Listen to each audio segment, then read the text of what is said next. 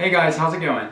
Today I wanted to cover quickly a topic that came up from a subscriber who wrote to me saying that she had just started playing guitar again and she was having issues of finger strength, or her fingers becoming tired and not being able to push down the strings consistently on chords, especially at a level where you're learning chords or you're getting back into playing guitar and relearning chords. One thing that I tell students a lot is that it doesn't take a lot of pressure to push down the strings when you're playing chords, or for that matter single notes. What it requires is consistency in terms of where your fingers are located, and especially where your thumb is in the back of the neck. One thing that I see that comes up a lot with students is the tendency, especially with new students that come to me, to keep the elbow in too close to the body, or it's on their leg. That is a definite hindrance to proper playing, and it will require you to push down harder on the strings, therefore your hand becoming tired, and actually it works against you. The harder you push, the more tendency there is for your notes to buzz, where you're not getting chords to sound properly. So first things first, you have to completely re-evaluate your posture and how you're holding the guitar and where your fingers are. But it really all starts at the elbow. Your elbow must be free and away from your body. Under no circumstances should you have your elbow in tight to your body. Even if you're playing up high on the neck, I'm not bringing my elbow in and going up high, because it's, number one, it's going to cut off the circulation, and number two, your fingers aren't as mobile. The higher up the neck I go, my elbow, if anything, becomes further out. I move it more out. So what you want to do is remember that your elbow should be loose. Just hold on to your guitar, just take your hand, put your thumb over the top, maybe the 5th fret, bring your 4 fingers, let them rest here, and just move your elbow back and forth, making sure that it's free. It's not tense. It doesn't have to be in here. It just needs to kind of float out here. That's where it needs to stay basically forever. Now, as far as finger placement goes, and this is a major issue with beginners, is you must have your thumb behind the neck. Not only behind the neck, I try to make a rule where your thumb is following your second finger up and down the neck. That your thumb stays basically behind the neck at the second finger. Now, when you're playing electric guitar, that's not the case. Your thumb actually will come around the top and it assists you in bending, vibrato, techniques where a bit more strength is required. You bring your thumb up around, then you grab onto the note if you're going to bend, or whatever slur technique you're going to use. Otherwise, your thumb should stay pretty much behind the neck. Now, it does not have to stay in classical position down extremely low, but it needs to stay at least in the middle.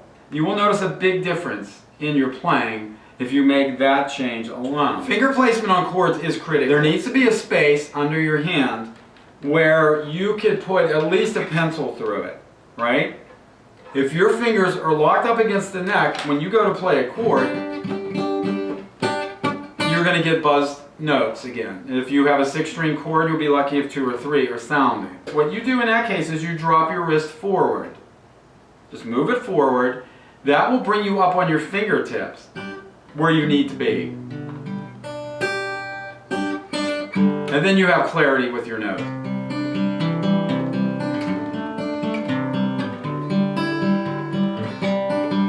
Now if I do the opposite, I have my elbow in, I'm struggling just to move from those 2 chords when it really should be a nothing move. It should be very easy. So we've taken care of your elbow. Elbow out. Fingers, if anything, turn your wrist under, get on your fingertips. Take a regular C add 9 chord. What I'm going to do is start out in a flat position, just like this. And then I'm going to roll forward. My thumb's going to come down, my wrist is going to turn upward, and all of a sudden I'm on my fingertips.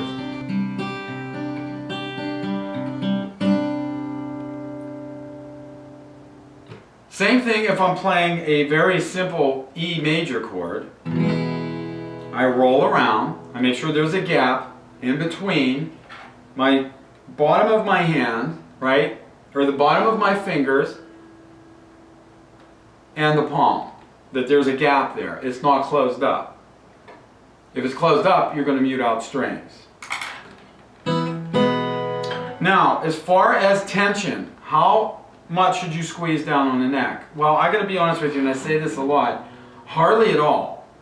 It's funny, when you're in a proper position, you really don't squeeze down on the neck that hard. Now, all of us do. All of us squeeze much harder than we have to. It's just a natural thing that happens as you play, because you're really thinking of what chord am I going to next, what note am I going to next, and you're not really thinking of tension. I want you to remember through all this that you do have to give yourself some time for your fingers to develop a certain, if not calluses, at least a resistance to pressing down on the strings, because you are pressing down most likely on steel and it's pressing into wood. So you've kind of got two materials that are tougher than your skin. So it's going to hurt a little bit until you get used to it.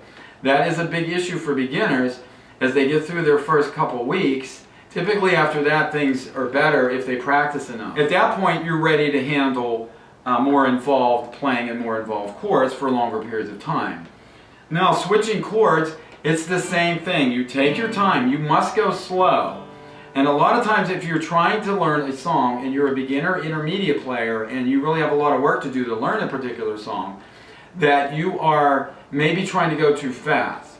You have to remember, if you learn a part of a song every day, even if it's 5 seconds of a song, most likely you'll learn a song within 2 or 3 weeks.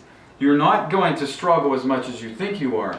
I think if you rush, that's never good. So remember, go over these initial steps in terms of making the guitar easier to play.